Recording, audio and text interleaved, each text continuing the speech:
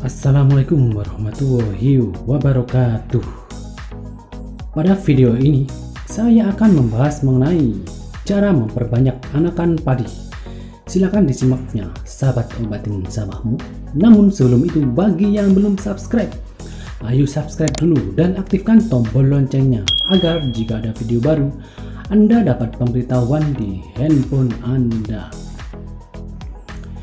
Dalam melakukan usaha budidaya tanaman padi, tentunya setiap petani menghendaki hasil yang tinggi dan memuaskan. Berbagai metode atau cara untuk meningkatkan hasil sebenarnya telah diperkenalkan kepada para petani. Di antaranya adalah penerapan pola tanam jajar legowo, pemupukan berimbang, dan pengendalian hama terpadu.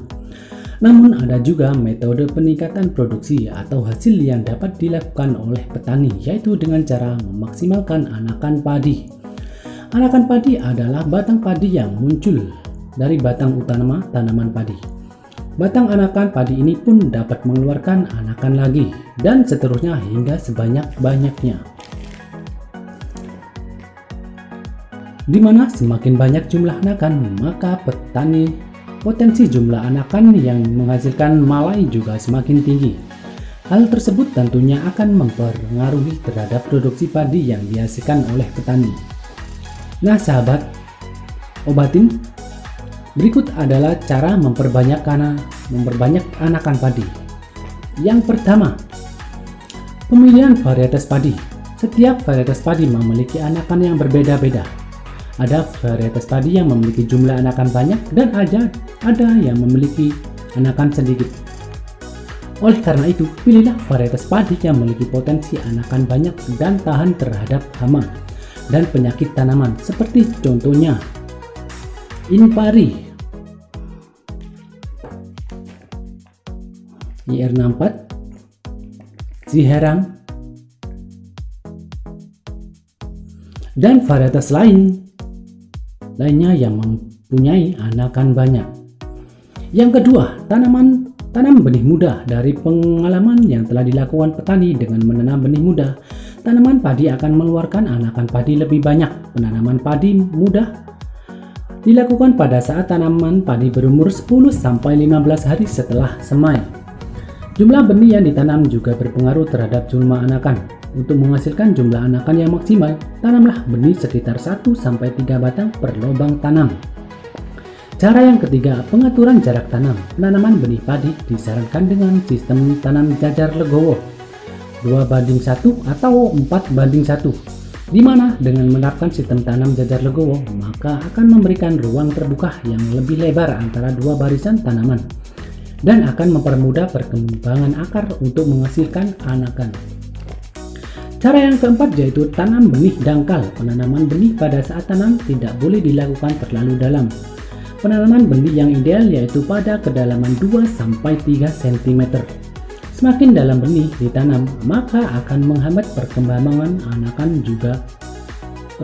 akar juga anakan padi. Baik sahabat obatin, kita lanjut ke cara yang kelima yaitu pemberian pupuk sedini mungkin. Pupuk nitrogen atau yang lebih dikenal dengan pupuk urea merupakan satu unsur pendorong pembentukan daun dan anakan padi. Pemberian pupuk urea dianjurkan sedini mungkin, yaitu pada umur 7-10 hari setelah tanam. Pemupukan kedua yaitu pada umur 21-25 hari setelah tanam. Dan pemupukan ketiga yaitu pada umur 35 hari setelah tanam. Diberikan dosis sesuai rekomendasi anjuran setempat. Sedangkan pemberian pupuk SP36 juga sangat penting untuk menguatkan akar dan tentunya untuk memperbanyak produksi anakan.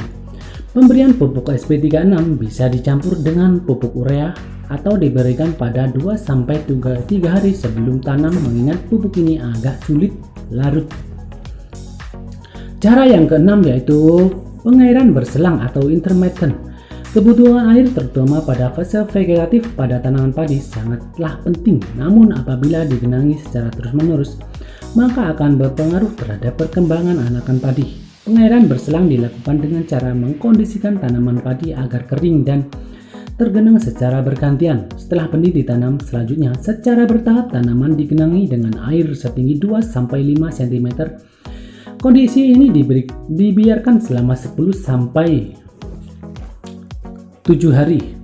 Setelah itu, air dibiarkan sampai kondisi macak-macak selama 14 hari setelah tanam. Kemudian digenangi lagi dengan air setinggi 2-5 cm. Begitu seterusnya dengan selang waktu yang sama. Cara yang terakhir atau cara yang ketujuh yaitu pengendalian hama dan penyakit tanaman. Hal ini tak kalah penting yang harus dilakukan oleh para petani karena apabila tidak dilakukan pengendalian hama dan penyakit tersebut berpotensi mengurangi anakan padi seperti contohnya keomas ataupun tikus. Sedangkan untuk penyakit yaitu penyakit busuk pada pangkal batang padi, penyakit kresek atau penyakit belas. Baik sahabat Topading sawahmu semua, sekian dulu informasi yang dapat saya bagikan. Semoga memberikan banyak manfaat dan bagi yang belum subscribe, ayo subscribe dulu dan aktifkan tombol loncengnya.